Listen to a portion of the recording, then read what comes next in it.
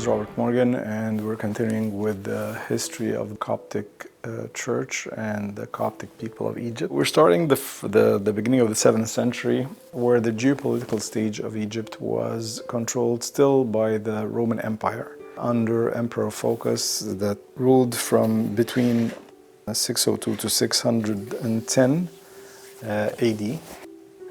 Basically, the Roman Empire was in its last days. It was under pressure from a lot of stress from the Persians that were invading parts of its lands. The struggle between the emperors, the many emperors that ruled the huge empire, the huge Roman Empire, and between the invading Persians that actually invaded Egypt again in the 602 AD. And they were again beaten out by the Romans in 620 and defeated and thrown out of Egypt again. There were several emperors that took power of Rome at the time in Egypt by extension. Emperor Heraclius was one of the main characters at the time. He ruled twice Egypt, once before the Persian invasion and then again after the Persian invasion. He ruled continuously, or on two parts, between 610 to 641. The time was ready for another power or another strong power to take over northern Africa and Egypt and assume control of that part of the world. That power was basically the Arabs that were up and coming on the stage. Their religion, or the Muslim religion, started around 631 with their Prophet Muhammad, and who started communicating with all the rulers of the known world at the time, basically also Emperor Heraclius of the Roman Empire that controlled most of Rome at the time. And the letters contained an open invitation to adopt Islam as their religion and to set aside their religion for taking on a new religion. Heraclius at the time was in trouble basically with the Persians, with infighting, with the breakdown of the church, with a lot of issues that he could not deal with all at the same time. Egypt was at the time ruled basically by their governors that usurped actually the money from the people and from the churches, and instead of giving that money to the Roman rulers, they actually kept most of the money. That happened mostly during the time of the second Persian invasion of Egypt. Basically, Egypt had no superpower to rule it at the time, and they were ruled by the governors. The governors were called at the time pagarchs, and it was divided into 6 or 8 provinces, from Upper Egypt to Alexandria. And these minor rulers or governors were basically or originally put in place to take care of public works, basically the canals, the roads, the policing, all the local municipal works for the people and for the country. Unfortunately, they grew to become the actual rulers of the country at the time.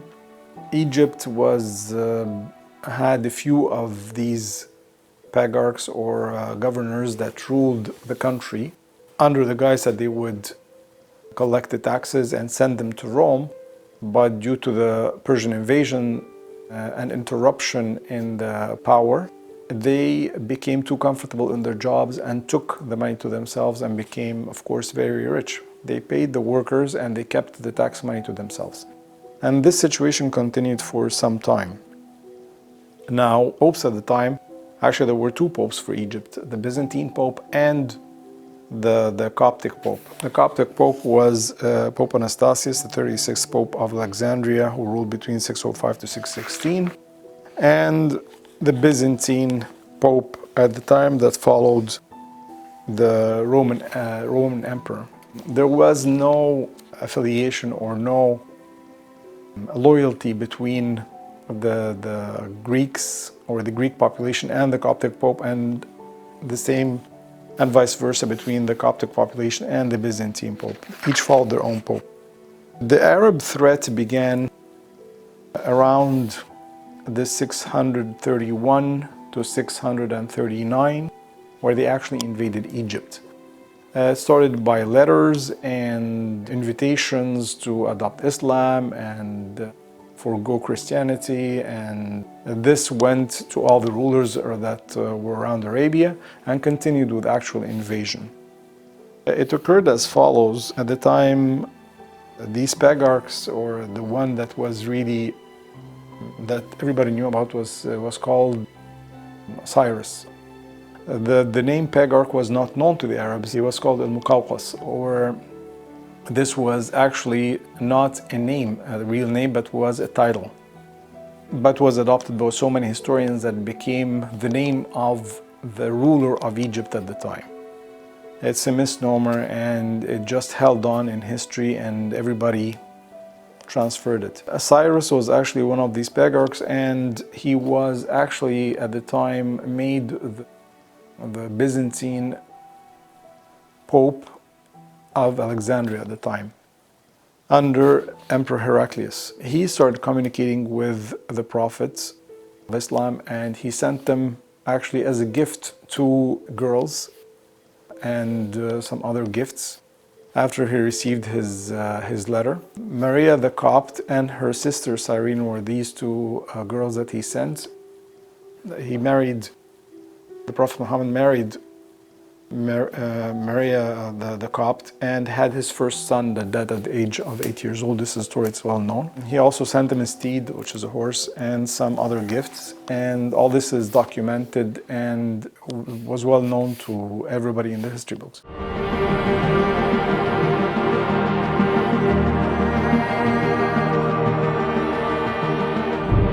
How they invaded Egypt was a very interesting story. After so many years, first caliph that came after Prophet Muhammad after his death in 639 was Khalifa Uthman, and he sent actually Amr ibn al-As to invade Egypt with a very small force at the time that was really ridiculous, 4,000 soldiers.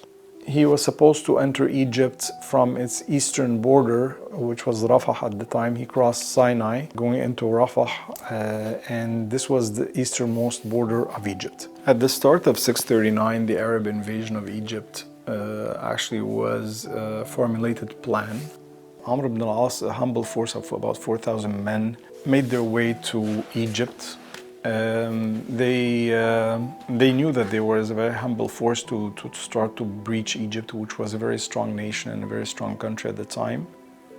Population numbering in the millions, maybe 24, 25 million at the time. There was no real numbers, there was no real count to say how many millions of people were there. The Muslim force that came in, they came in through Rafah. Minor skirmishes at the borders occurred because the city of Rafah wasn't really garrisoned. There was no Roman garrison at the time at this city. But the Muslim forces had a lot of recruits on the way from the Bedouin tribes that came into Egypt. They had no loyalty to the Egyptians, they had no loyalty to the Romans, and they were basically recruited by forces of Amr ibn al-As. When he came into Egypt in 639, this humble force that breached the borders of Egypt, like I mentioned, were about 4,000 men. The Khalifa realized that this force would be useless against the Roman garrisons that were stationed in Egypt, and he actually sent a messenger to Amr ibn al-As asking him to wait or turn back if he was not already into the borders of Egypt.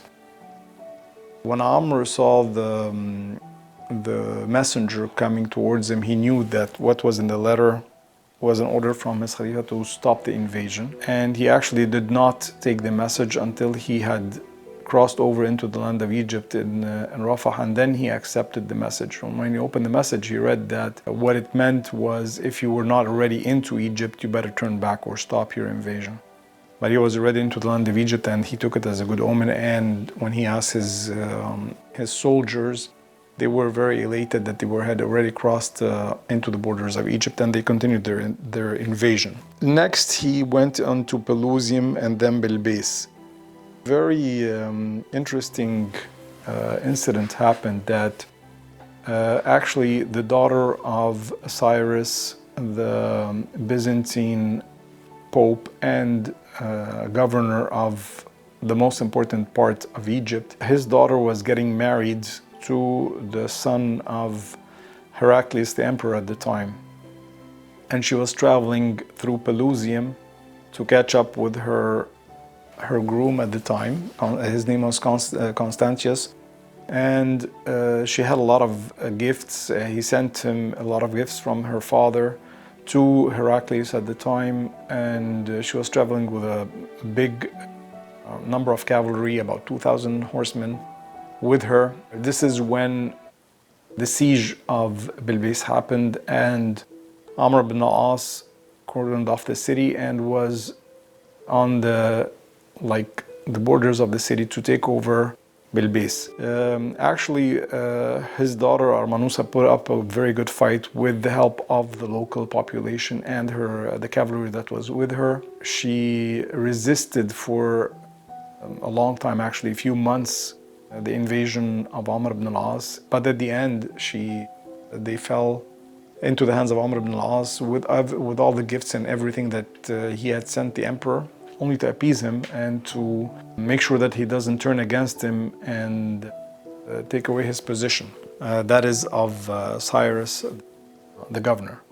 So at the end of the fight, Bilbis fell to Amr ibn al-As. They breached the city and they took it, and with all the gifts. Actually, Amr ibn al-As was very chivalrous at the time, and he decided to send Armanusa back to her father with unharmed and untouched, and as a sign of good faith to the ruler of Egypt at the time, which technically was Cyrus, or the patriarch that controlled Egypt, the governor at the time. This was taken as a sign of good faith between them and to open communication between the Muslim invading force Amr ibn al-As and the patriarch Cyrus of Egypt.